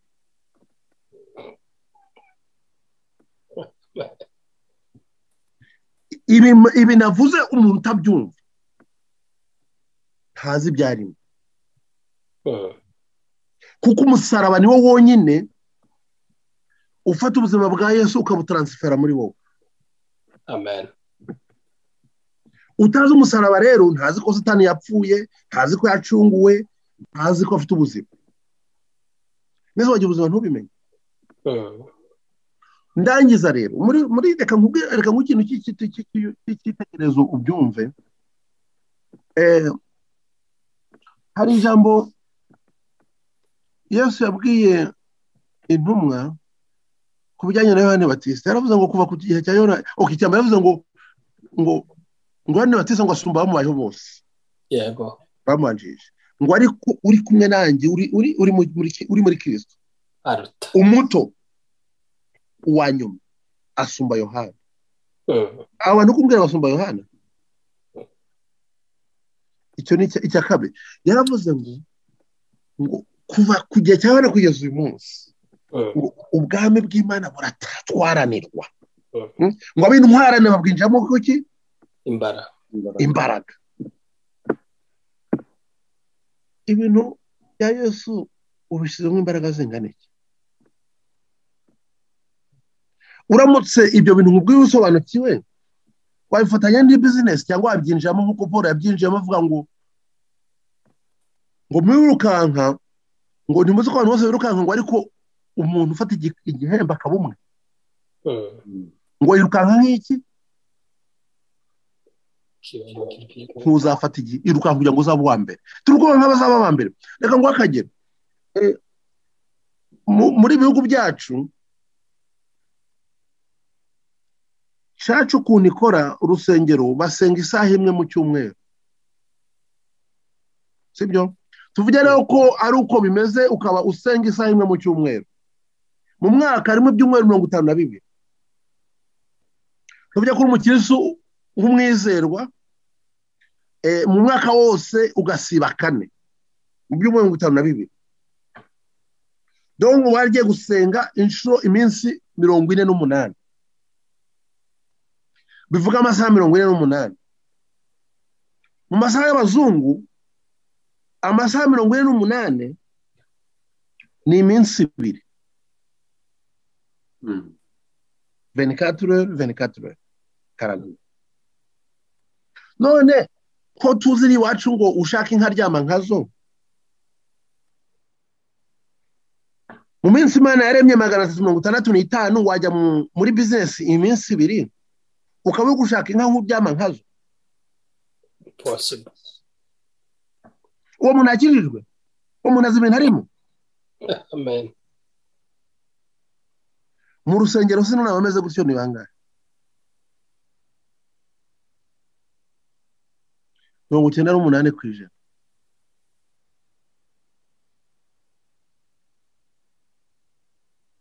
Ariko Yesu we abe babanaga amasaha 24 kandi Yesu ni Imana. Amen. Bamaze imyaka 3 biga. Kuri turayifite: Matayo, Mariko, Luka, Yohana. Yawe ngo muzakora strategy y'abadisciple, kwimultiplier abantu bari kopi yawe. Uko niko itorero rikoze muri iki gihe, niko wari bayemo. Nese uko matari byinshi biga kuvugururwa. Reka ndacyari kumva ko twaganira byinshi, ariko ibibazo byawe byari byiza. Imana igumugisha. Barakoze cyane. Amasaha twari twihaye ngo hari abantu banditse mu gikari, sinzi niba nagerageza kubisoma cyangwa niba twazabigaruka ejo. Reka tubyihore tuzabigarukeho kugira ngo tugende ku masaha. Kandi noneho nkuko nabyifuje, abashaka ko abashaka kunyuza nimero zabo kugira ngo mbohereze ya ntuza ya training yindi, nabo babikora noneho mbese tukica inyoni ebyiri dukoresheje ibuye rimwe. Ariko njyewe mbere yo kuba nanjye mfite ikibazo mbere yo kumva, ariko navuze ngo niturangiza isomo umuntu yagombye kuba yatoye ni gute umusaraba ari imbaraga z'Imana. Icya kabiri ni gute umusaraba ari ubwenge bw'Imana. Umwe babiri wumva wabitoye, noneho bashatse basubiza bandika nta kibazo kugira ngo byihute. Yego. Ni gute umusaraba ari imbaraga z'Imana, ni gute aspect y'ubwenge bw'Imana ni iyi mu byo muri presentation nakoze, apana ibyo wihimbi. Yego, umuntu ufite igisubizo ya mutinga cyangwa se akandika.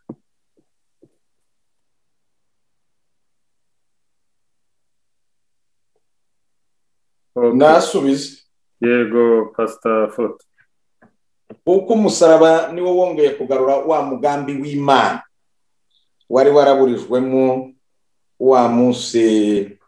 Umugambi w'Imana yari ifite ku muntu waburijwemo na Satani kuryo babitubwiye. Hanyuma rero Yesu Kristo agiye ku musaraba yongera kurevivura wa mugambi w'Imana. Muri Kristo rero niho harimo bwa bwenge bw'Imana, niho harimo za mbaraga z'Imana zatumye Imana isubira kwigarurira l'humanité, isubira kuri wa mugambi wawe. Wenda narekeraho nimba yagiye. Okay, uwundi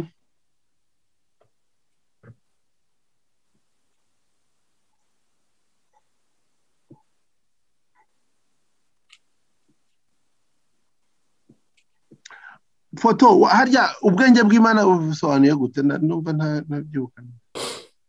Tubabyumvise. Navuze ko iyi mbaraga nayumvise neza muri ubwenge. Byari bibiri. Still icy'ubwenge ni kimwe na kiriya warunshubije mu kanya umbwira uti rwarepfu buryo twe twibwiraga ko ari bwazicamo Satani ngo gufata agafuni kayikubita, ahubwo ubwenge bw'Imana bwaje mugani waje muri Kristo, aca bugufi aja ku musaraba. Satani agira ngo yamushoboye, naho kumbe yishoboye. Good, that's good. Nta wundi wagiye cyavugaho. ngaho abandi nabo tutizimba mu magambo.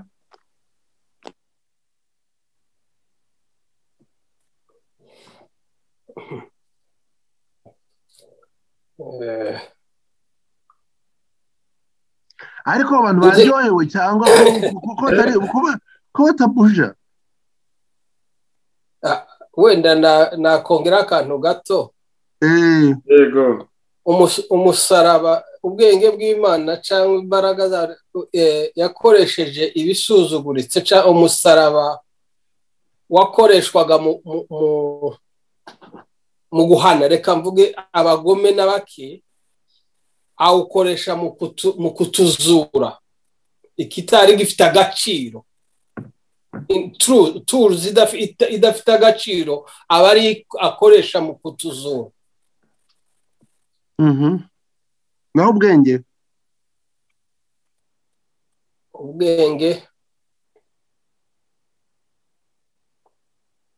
buraba defisere ukongera gutekereza uko ushaka gusobanura uko wabivuze.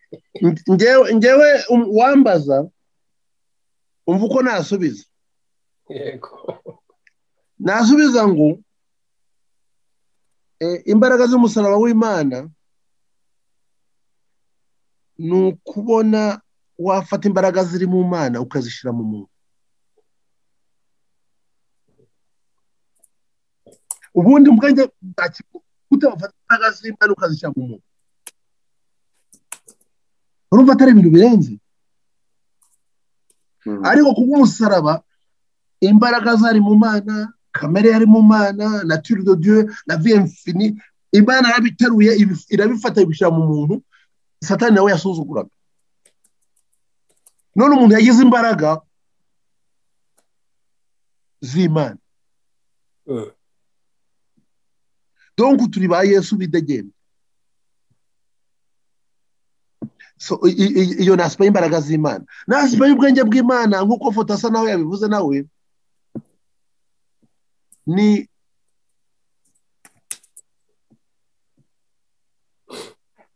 Imana ukuntu yafashe ibuye rimwe rikica inyoni ebyiri, sibyo? n'ubundi Yesu yari gupfa n'ubundi Yesu yari gupfa, siko bimeze. dore ariko Imana ibonye Satani afite amashusho yo kugira ngo amwice, okay go ahead, sibyo? aramwica, none ahasanga yimennye gato. donc Imana n'umuntu ari kuzapfa, ariko none kubera umuntu wamwishe bituma akemura ibibazo byose yari afite. akemura ikibazo cya Satani, umutwe we urameneka, akemura n'ikibazo cyo gutanga amaraso kugira ngo acungure ibintu. mbese n'umuntu wari kuzapfa, noneho kubera ko yishwe na the wrong person, bituma mu yandi magambo biriya avuga ngo iyo Satani agira ubwenge ntabwo aba yarishe umwami w'ubwiza. ibyo ntabwo murizi mu Bakorinto kabiri ngo ubwenge ngiye kubabwira ngo si ubwenge ngo bw'abantu basanzwe, ngo ni ubwenge ngo simvuga ubwenge bw'abisi cyangwa se bw'isi bushira, ngo ndavuga ubwiru bw'Imana. yego ngo abisi batigeze bamenya, ngo bamenye ngo ntibaba barishe the king of glory. ubwo bwenge rero nibwo twagombye kwishyira muri za university zacu, tugaproduza abantu bakomeye, abantu bafite ubuzima bw'ubumana, abantu bagera muri ekonomi y'Imana, bagera mu mbaraga z'Imana, abantu bahindura isi. ubwo bwenge nibwo tuzasogongeraho muri iki cyumweru. amen. sawa rero, Imana ibamugisha, murakoze cyane. amusaba Asante abantu babajije, ntacyo ejo ibibazo byanyu bizasubizwa. hanyuma ikindi turi buvuge nimero abashaka kujoyininga urwo rubuga Bishop yaravuze rw'abamiliyoneri. ushobora kohereza nimero, ushatse wayinyohereza cyangwa ukohereza undi muntu wo muri timu hano, niba ari Mugisha, niba ari Felix, Aimable, Clemence, abandi bantu bari aha ngaha ufite nimero zabo, bari muri iyi timu y'organiza waboreza nimero hanyuma tukazigisha tukaza kuzitanga kwa Bishop. Okay, ngewe rero hano ini wacu ni ubu ni 10:40. Muzingejejeho nko mu gihe cy'isaha na twatangira club yanyu uyu munsi. Izitaraza uyu munsi ubwo tuzatangiza izindi club mu cyumweru gitaha kuko iyo tuzishize hakureka nimba nabyo ntacyo bitwaye kurekara kuzikapshinga ntabwo byakora. Hari izo bamaze kumpa Bishop ndimo kuzikohereza kuri nimero ya bampaye. Okay, good. Yeah, ndimo kuzo abantu bose babishaka bazime jewe ndazitransferi wawe n'ubundi nabitangiye. Okay, d'accord. Hanyuma ikindi kibazo nibaza twatangira sanga twebwe mutangira iki? Kwiga. Ndahita mboheza amasomo uyu munsi. Okay, sawa noneho. Yeah. Sawa. Ubwo rero reka nze kohereza izo bamaze kumva. Okay, d'accord. Sawa rero mwakoze kuza muri universite y'Imana kandi turakomeje tuzagenda twiga nyine amasomo kugeza igihe twese abenshi muri twe bazaba professeur hanyuma natwe tugaproduce abandi kuko niyo ntego nuko nitumara kumenya natwe duproduce abandi. So reka dusenge dushima Imana ko yadushoboje kuri uyu munsi hanyuma dusoze ejo tuzagaruka na icyo twabasabye za nimero kugira ngo swate niduhindura Zoom please mutange izo nimero n'ubundi niduhindura Zoom tube twakoze urubuga kugira ngo messages zibe zakoroha hanyuma n'abantu baje nefopa byaba ari byiza umuntu atanditseho nimero gutya gusa ahubwo akandika n'izina rye nk'abakristo bari mu nzira yo guhindura amateka. Sawa murakoze. Ikindi kintu wenda tutaribagirwa impamvu yo guhindura ino Zoom nuko ntabwo iri protected. Kugira ngo wenda ntabwo twakomeza kuyikoresha gutya itari protege kuko nabandi bantu twamenye ko hari gihe umuntu kubera ko ibifunguye 24 baraza nyine bakinjiramo bagakora uko bashatse. Ngiye kwandika nimero zanjye hano kuri ntuza kuri chat hanyuma umuntu ushaka anyohereza nimero ziwe abo ndafitiye nimero bien sûr aribo banyohereza nimero zabo noneho ndimo kuzohereza ubunona kugira ngo tutaza kuvanga Bishop. Sawa murakoze reka dusenge rero. Uwiteka tugushimiye umwanya mwiza nk'uyu nguyu washoboye gutanga hano mu iteraniro ry'abagaragu bawe tuciye bugufi ducishijwe bugufi kubwo ubwenge bwawe ubasha kutugaburira no kutugezaho ufite inzira nyinshi kugira ngo ugere ku bantu ntibigusaba ibirometero ntibigusaba investissement ikomeye ukoresha ibintu bisa n'ibyoroheje ariko ukabasha gukora ibikomeye. Tugushimiye kubwa buri muntu dushimiye abitabiriye hanga dushimiye mwarimu wacu ndetse turasaba kugira ngo uburinzi bw'ijuru bukomeze kumubaho ejo kandi tusongere tubane ari muzima ubuzima bw'ubumana buri mu mubiri we hanyuma n'umuntu wese witabiriye ejo kandi zabona umwanya wo kugaruka. Turabigushimiye kandi tuzi neza yuko byose wowe ufite umugambi wawe kugira ngo ubashe gusoza ikintu wagambiriye. Turabigushimiye kuko uri Imana y'ubane natwe abagiye kurya mu bane nabo abagiye mu yindi mirimo nabo ukomeze kubana nabo ni mu izina rya Yesu Kristo tubiseze tubyizeye amen. Sawa murakoze cyane Imana bakugisha tuzakomeza ejo saa 3.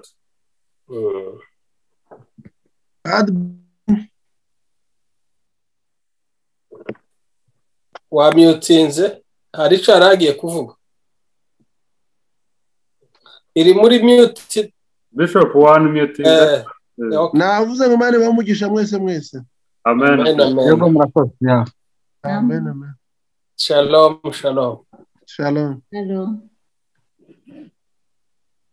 Twakohereje nimero Mugisha. Yego ndimo kuzitanga. Mwese nazibonye yego murakoze cyane abazimpaye zose ndimo kuzitanga. Sawa. Asante. Masomo yoroheje waya umuntu wese ari mu wiwe gatukira amasomo.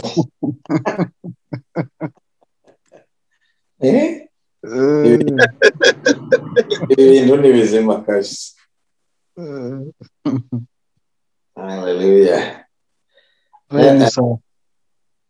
Asante sana. Gaho ibindi byo gukizwa no gukiranuka ni amina hari hasigaye akantu kamwe ko k'ubumiliyoneri reka hasigaye nako